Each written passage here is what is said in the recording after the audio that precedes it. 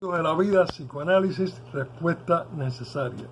Seguimos con la parte número 2 de los ejemplos sobre análisis de paciente. En este caso seguimos con el de puñetazos con su hermano en la nodriza, como un análisis de paciente en el número 2.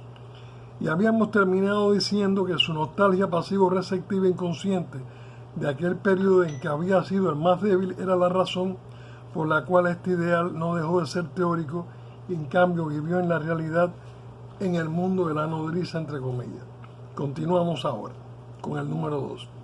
Cuando el paciente no podía sobrepasar a otros, tenía siempre el impulso de atacarlos o insultarlos, y abrigaba el temor de que alguna vez podría ceder a ese impulso en forma comprometedora. En realidad evitaba dar todo paso de carácter sádico activo que podría haber servido para negar la existencia de cierto placer en el hecho de ser el más débil. Pero una vez más esta especie de negación no habría sido posible de no existir, a una mayor profundidad, un sadismo más básico que delataba su existencia en las continuas fantasías de lucha, así también en la avidez oral con que exigía la inmediata satisfacción de todas sus necesidades. Ojo con esto, vamos aprendiendo.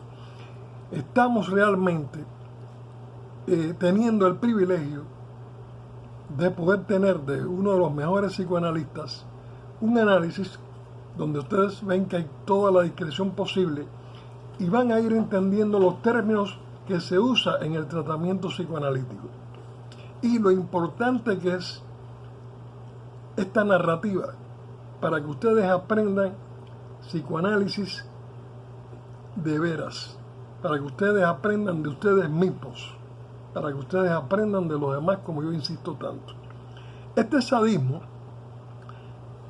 palabras que se usan muy poco en el mundo diario y cotidiano, se hizo patente también en su único hobby, la caza, que a su juicio era la única cosa que daba valor a la vida. El análisis de este hobby condujo primeramente a la conclusión de que el placer de disparar sobre los animales tenía tan poco de genuina expresión instintiva directa como la fantasía de tomar repentinamente a golpes, hasta matarlos, a aquellos rivales a quienes el paciente temía tanto que rehuía toda reunión social. Fue posible conducir gradualmente al paciente hasta un punto en que llegó a revivir el temor aún existente, pero que no había sentido desde la infancia, salvo en la forma de ciertos temores circunscritos, como por ejemplo una sifilofobia claramente definida. Diversos temores hicieron su aparición primeramente en los sueños y más tarde también en los síntomas diurnos. Temores que fueron asumiendo en forma creciente las características de ciertas exigencias temibles de que se le hacía objeto y de las que trataba de escapar mediante el recurso de la terquedad. Como conocemos gente terca, acostumbraba a encerrarse a veces en su despacho y echarse a dormir, experimentando un gran placer en el pensamiento de que los demás creían que estaba trabajando y de que nadie podría llegar hasta él o molestarlo.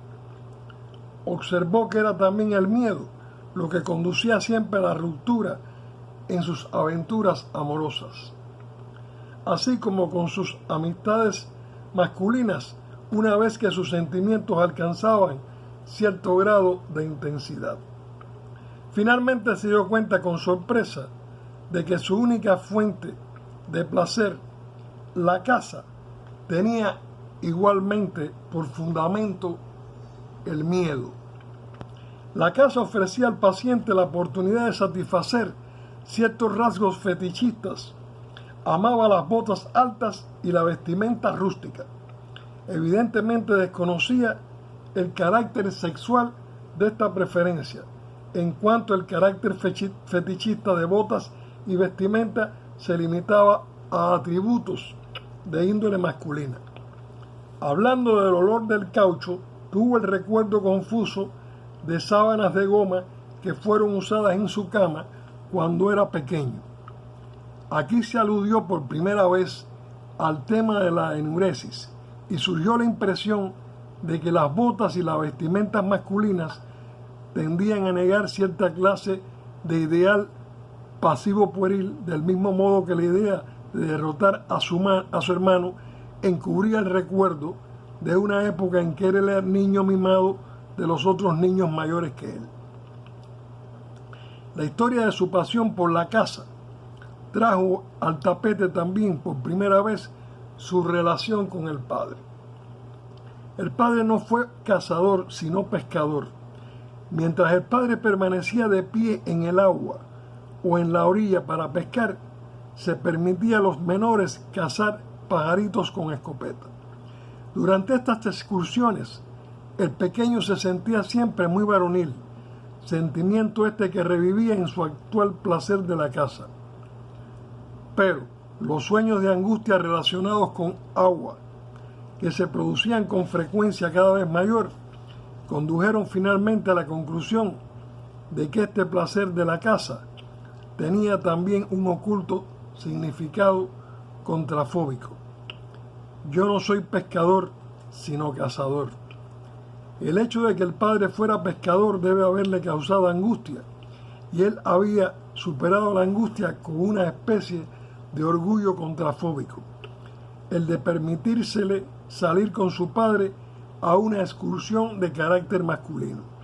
Sin embargo, solo era capaz de disfrutar de tal placer en la caza, y ahora resultaba cada vez más claro que hasta ese momento la angustia inconsciente estaba vinculada a la pesca y a todas las actividades relacionadas con agua.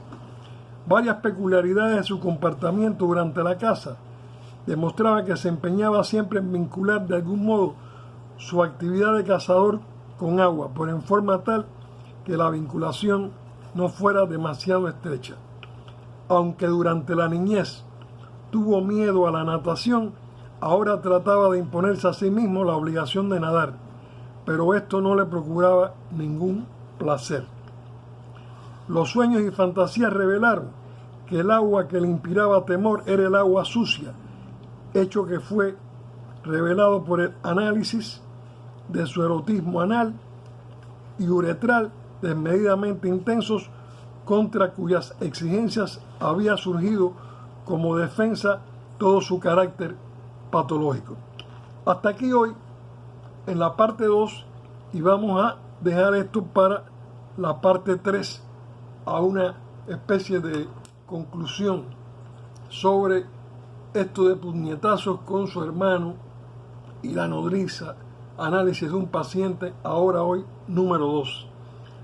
Amigos de la vida, atención, lean esto varias veces, analicen, vayan entrando en el mundo del psicoanálisis, que es precisamente el mundo de uno mismo.